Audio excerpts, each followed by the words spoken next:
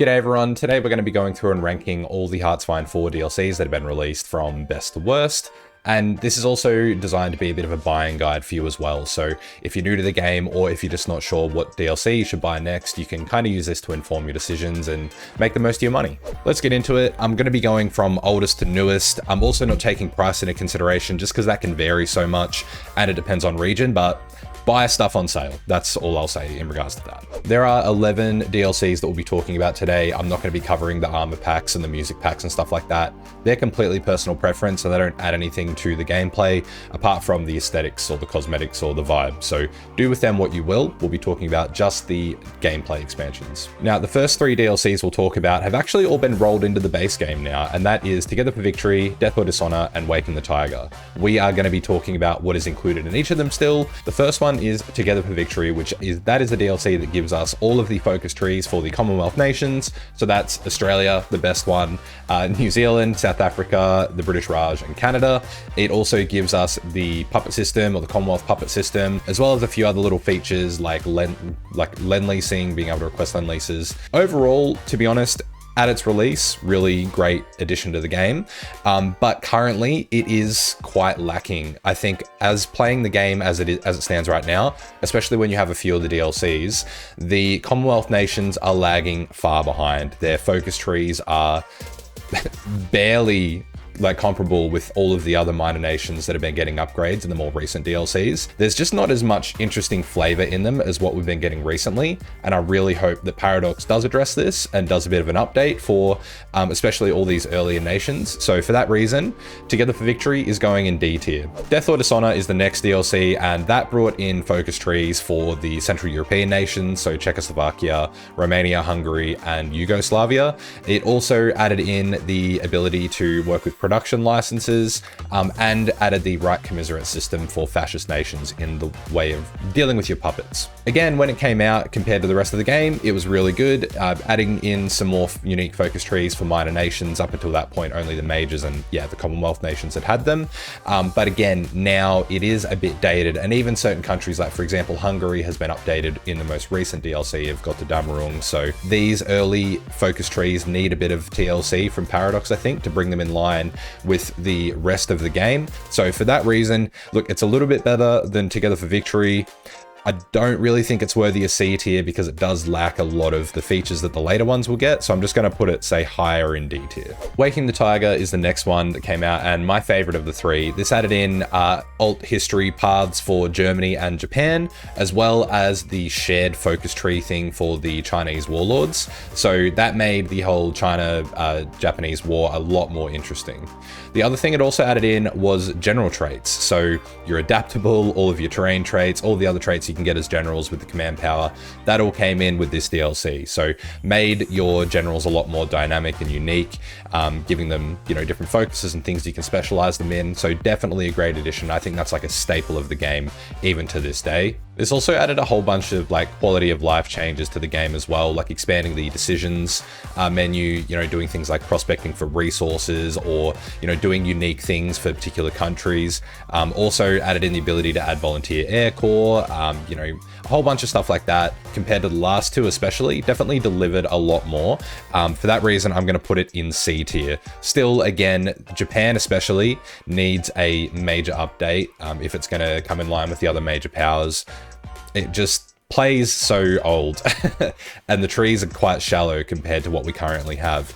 So again, would love to see a bit of a revisiting of the Pacific from Paradox to boost that up a bit. But again, in terms of 3 DLCs, which, like I said, are included in the base game now, overall, I think collectively they do elevate the level of Hearts-of-Iron 4, especially if you don't have any of the other DLCs. You guys don't have to worry about buying them anyway because they're all included. Next, and probably the first of the real DLCs now that you guys need to consider buying, is Man the Guns. So first and foremost, this brought in the Naval Designer, so the ability to fully customize your ships, expanding the naval research tree with all of the stuff that comes in that.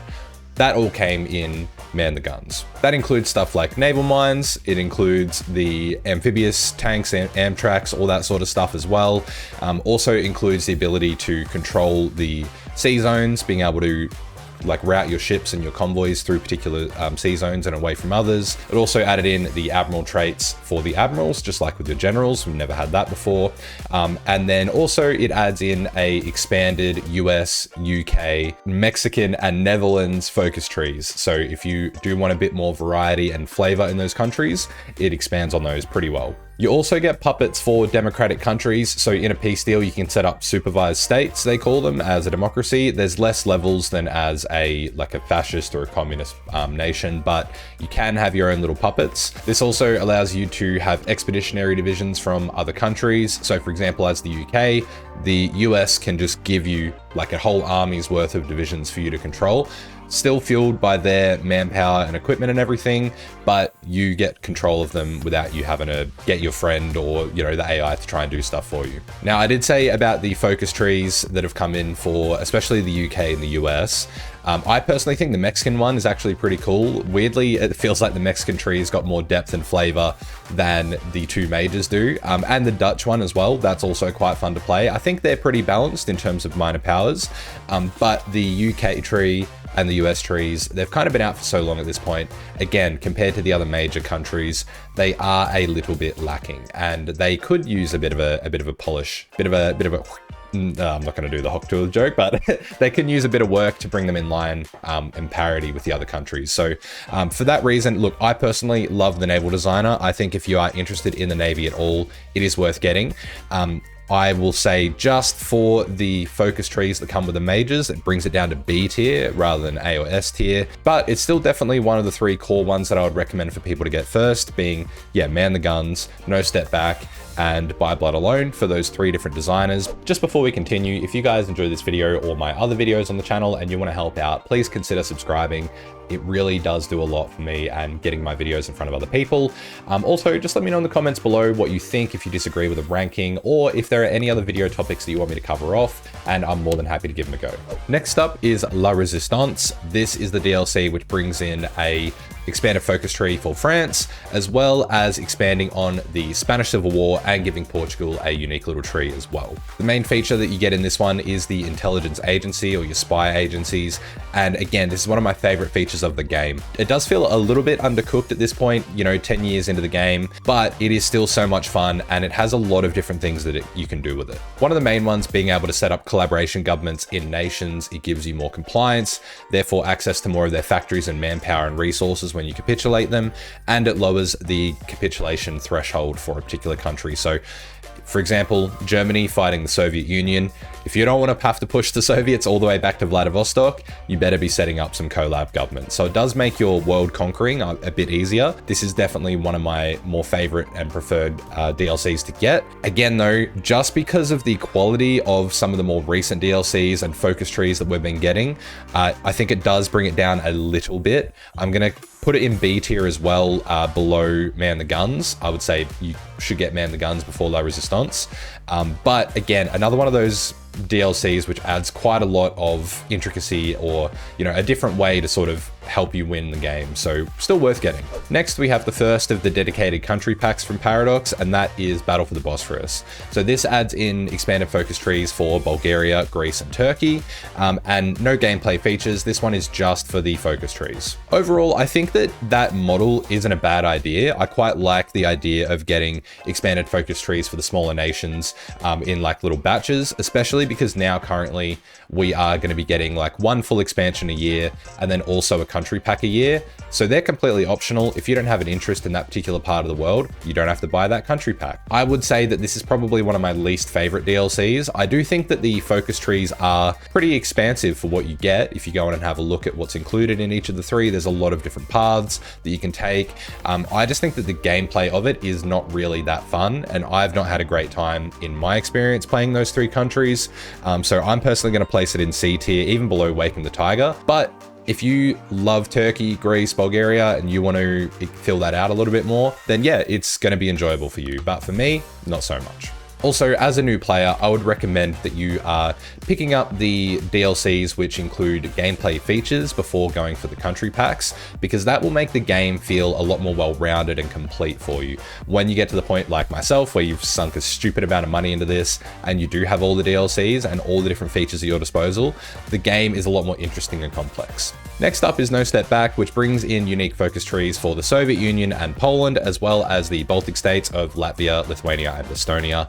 And if you have a look at these trees, they are expansive. It also adds in the Great Purge for the Soviet Union, where Stalin was going through and lopping everyone's head off, as well as a whole bunch of different non-historical trees. Honestly, the Soviet Union tree is probably one of the biggest and one of my personal favorites in the game now. It also adds in the Tank Designer, allowing you to fully customize your tanks, put a whole bunch of different modules on them, make them really unique and specialized or jack of all trades. It's completely up to you. One of the best things that they've added into the game, as well as the Officer Corps, which gives you a whole lot of different ways to specialize your army, and again, just sort of double down on the unique designs of your tanks. That also applies to your Air Force and Navy as well, so, you know, same across the whole board. And it also adds in a whole bunch of cool little things like floating harbors for your naval invasions, railway guns, so you can have like Big Bertha just launching a bloody launching a long-range strike for you. So a whole bunch of cool stuff like that. It's also one of the most highest rated DLCs on Steam for Hearts of Iron 4. Personally, I think it goes in S tier. It's well deserved. There's really not many flaws, I think, that come with this. It also expands on the supply system as well, sorry, I should say. So a little bit extra stuff in there. But yeah, overall, one of the most complete and fun DLCs. And I would really recommend, if you had to buy one single DLC before any others, it would be this one. Next up is By Blood Alone, which again is another one of the core 3 DLCs, which I'd recommend for you to pick up first. This one adds in the plane designer. So again, all the customizations you have with your ships and your tanks, you also now have with your planes. You also have access to the new peace deal system. So there is a whole lot more ways to sort of customize the outcome of wars, I guess you could say. You can now annex navies when you capitulate people in the peace deals as well with that. Honestly, it took people a little bit of time to get their head around and to figure out how it works, but it is great. It does have a few kinks, like sometimes you will still end up where you don't have enough peace, like you don't have enough war score to completely take a nation at the end of the peace deal. But overall, I think it's a really great improvement. Focus trees for this one are for Italy, Ethiopia, and Switzerland. Now, I enjoy the focus trees for all 3 of these. However, I do not enjoy the balance of power mechanic. I think it is simply just clicking a button and spending some political power, and that can lock you out of complete focuses if you don't do it perfectly right, and it will ruin a whole playthrough. So I would love if we never see balance of power again, and I think Paradox is listening because we haven't had that in the recent few DLCs. It sadly brings the ranking down a little bit for me. Overall, the focus trees are incredibly expansive, especially for Ethiopia. It's super fun, it's really challenging, but you can essentially unite all of Africa again and create a supercontinent. So overall, a super fun DLC that I really enjoy in terms of the focus trees. It also adds a few other little features, such as awarding medals to your units or your divisions when they take place in a certain action, like if they invade a enemy city or a capital, you can give them a citation for it, which will improve their combat stats. Overall, it's a really great DLC. I think it would go in S tier if not for things like the balance of power mechanic, but you know, I think it still deservedly belongs in A tier. The plane designer is awesome, and the depth of the focus trees that it includes are really, really good. Arms Against Tyranny comes up next, and this one adds in focus trees for all the Scandinavian countries, so that's Finland, Sweden, Norway, Denmark, and Iceland as well. Those focus trees are fun, and they do have quite a bit of depth to them. For me personally, I have found that I've struggled to really get into all those different countries as I play them, but I think that's really just a me issue. I know a lot of other people really love that part of the world. So I think that, yeah, the focus trees, all really great. Even if my interest in that area wanes, they allow you to build up all these minor countries to be really, really strong, which is great. That's what a DLC should do. It also adds in 2 of my favorite features of the game, which are the international marketplace and MIOs. MIOs less so than the international marketplace. There's a little bit of quality of life that could improve that right now, but the marketplace allows you to buy and sell equipment, essentially for the cost of a bit of your like your ISC.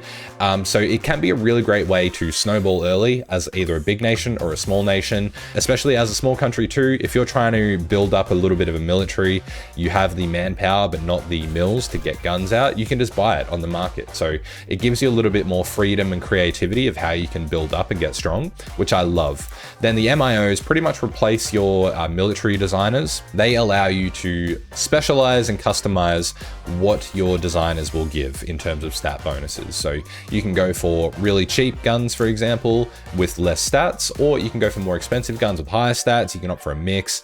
Honestly, the world's your oyster.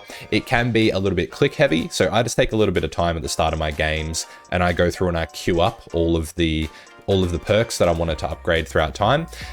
Would be great if there was a little bit of an easy way to do that, whether you could set presets or just have like a default path that it would take. But you know what? It's still super fun, even if it adds a little bit more time. I think that it's a really fun and cool feature add into the game. Probably not a must-have, and again, the focus trees don't have a huge interest to me. I would probably place it in between A and B tier if I could. I think in this case, I'm going to place it, like there's nothing that really drags it down for me. So I'm going to place it just sort of in lower A tier. Again, I would still recommend that you get Man the Guns over Arms Against Tyranny, but I think just again, the focus trees being so dated on that drags it down, whereas these ones are a lot more modern and deep and fleshed out. Next up is another country pack, and that is Trail of Allegiance. So this adds in unique focus trees for Brazil, Argentina, and Chile as the majors of this one, as well as smaller focus trees for Uruguay and Paraguay. Now, this DLC received quite poor reviews when it came out, and I think that was due to firstly, a bit of a miscommunication from Paradox's behalf in letting people know that this won't have any major features and that another major DLC was coming out the same year, as well as there being a little bit of unhappiness around the shared focuses that each country has, where essentially the military trees are identical, or basically identical amongst all three of them. Despite that, I personally really enjoy the focus trees for these countries, and I love the fact that there is a bit of attention being given to areas of the world which don't have a major contributing factor in the Second World War. The non-historical part of this game is still really fun, and I think a lot of people do still play it. And even in the historical path, it does allow you to get involved and do have a little bit of an impact. I think it's worth giving a shot if you do have a lot of the other DLCs and you're looking for something a little bit more. Again, you can build up all of these countries to be super strong. There are some really fun paths that you can do in each of them, and they are really, really well fleshed out. To be honest, these probably are the most fleshed out minor countries in the entire game. So don't discount it just because you've seen some bad reviews or, you know, heard the noise around the release. I will acknowledge though, given that it doesn't have any major additions to the game, I'm going to place that one in high C tier because there are a lot of other DLCs that you can and should get before this one. That being said though, still super fun. Now we come to the most recent DLC, which is out as of today, and that is Götterdämmerung. This one adds in unique focus trees for Austria, Belgium, the Congo, as well as updating Hungary's focus tree, and gives a massive update to the German one as well. This is seriously deep with some really cool new features like Old Mates in a Circle, can't say his name on here, as well as giving us special projects and raids as the unique mechanics in this DLC. The special projects are one of the coolest features that we have in Hearts-of-Iron 4 now. They allowed you to build little facilities for your Army, Navy, Air Force, and nuclear departments, and then you can research anything from nuclear bombs to gigantic land cruiser tanks, like, you know, those ones that are the size of apartment blocks, even like ice aircraft carriers, your like mothership planes that the Russians had, where they would have the little fighters deploying off the wings, all sorts of crazy stuff like that. Nuclear torpedoes, you name it, it's pretty much in there. They've got a lot of detail and depth in this, and it is really fun to do.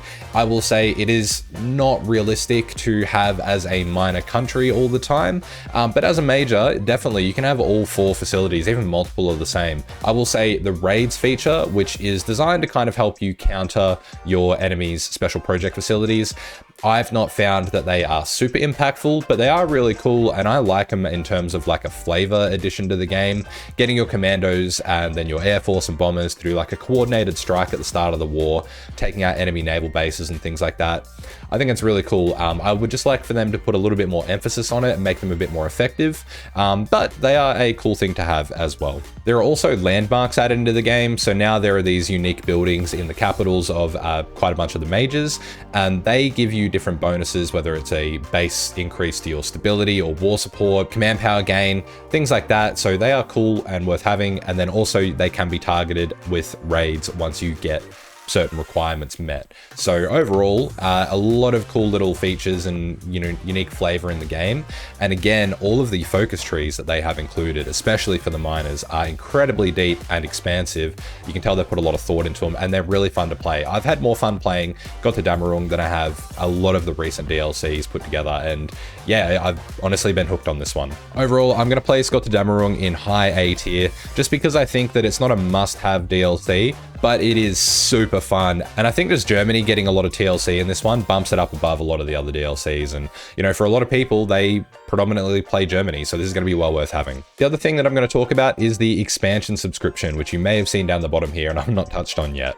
I think this is a really great way for you to be able to get a flavor of all of the different DLCs and what the game is like with them versus without them. If you've been playing Hearts of Iron for maybe like 50 to 100 hours, you're thinking about picking up the DLCs, grab this expansion subscription just to give it a whirl and see what it's like. I'm going to place it in S tier purely for that ability. Even if you get all this stuff on sale, it's going to be quite expensive. This allows you to try it for a fraction of that cost. And then if you don't enjoy it, if there are certain features that you don't like, if you try the Navy and you're like, fuck this, I'm never gonna get into that, or the spy system, or whatever it may be, then when you do go ahead and you add them to your wish list and you do go and buy the DLCs later, then you can simply select what you enjoy. Upon reflection, I've just made a slight change to this. I've gone ahead and put Arms Against Tyranny down in B tier. I just think that the mechanics that you get in that are great. However, it's not really worth getting over Man the Guns or Götterdämmerung, for example. I've also moved By Blood Alone just to high A tier. Again, Götterdämmerung is great, especially for Germany and the special projects and stuff. But I think that the Italian focus tree being there for beginners is worth having, and the plane designer is always something that I would recommend worth having over the other stuff. And that logic kind of flows on to Man the Guns. I think that the naval designer is more important than any of the other features that you get in Arms Against Tyranny or La Resistance. However, the lacking in the focus trees is kind of what holds this one back from going up to A tier. But overall, you guys can use this as a bit of a guide for yourselves to go from the top to the bottom and see what you want to buy first. If you guys have any other thoughts of your own, let me know in the comments. If you've enjoyed this video, please subscribe and stick around, and why don't you check out the next video that will be recommended in the outro scrolling here. Cheers for watching, guys. I'll see you in the next one.